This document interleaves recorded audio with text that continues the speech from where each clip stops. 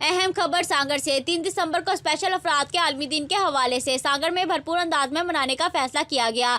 इस हवाले से गवर्नमेंट स्पेशल एजुकेशन सेंटर में बरकत मनी की सरबराही में स्टाफ और स्पेशल अफराद का इजलास हुआ, जिसे खिताब करते हुए बरकत मनी का कहना था कि सागर में गवर्नमेंट एजुकेशन सेंटर में स्पेशल बच्चों की तलीम और तरबियत के हवाले से प्रोग्राम चल रहा है, जिसमें स्पेशल बच्चों को इनके घरों से सेंटर लाया जाता है और छोड़कर आया जाता है। सेंटर में बच्चों की बेहतरीन अंदाज में देखभाल की जाती है, इनको खाना दिया जाता है और बख्शना तरबियत की जाती है। 3 दिसंबर को स्पेशल अफराद के हाथों से बनाई गई अशिया को नुमाया किया जाएगा और सागर के सन्नत से वाबस्ता अफराद मौजूदीन को मदऊ किया जाएगा, ताकि बच्चों की ज़्यादा से ज़्यादा हौसला अफजाई हो सके और सेंटर की प्रमोशन के लिए इकदाम हो सके।